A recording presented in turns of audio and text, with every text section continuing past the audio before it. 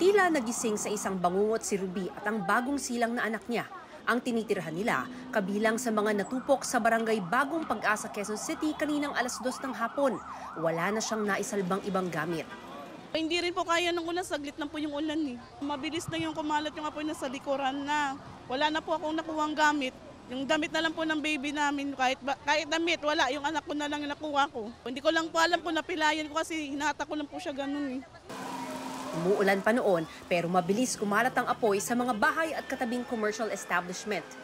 Si Edgar naman, bumabiyahe pa ng jeep kasama ang batang anak nang mabalita ang may sunog na pala. Umiiyak pa ang anak niya dahil wala raw siyang naisalbang gamit pang eskwela, pati ang school card niya. Buti nga kasama ko kasi kung naiwan ko kung naiwan ka, masusunog ka. Wala kami naligtas na damit. At isa, yung birth certificate lang niya. Ang ibang residente, kanya-kanyang bitbit ng gamit at kaanak. May mga nagpasa-pasa rin ng timba para tumulong sa pag-apula sa apoy.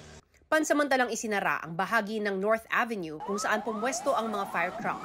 Mabilis daw nakaresponde ang mga bumbero dahil katapat mismo ng nasunog na lugar ang National Headquarters ng Bureau of Fire Protection. May fire truck naman po sa harapan. Nakatulong rin po yung mga tao po na mga barangay po mismo. Nagtulong-tulong po sila mag-bucket relay. Matapos ang mahigit 1 oras, idineklara ng fire out. Ayon sa BFP, walang nasaktan o nasawi sa sunog. Sa ngayon na inaalam pa kung ilang pamilya ang apektado. Yung harapan po parang commercial po, may bakery, may mga tindahan. Yung likod naman po mga ISF residential po. Wala pa po tayong natatalang bali under investigation pa po.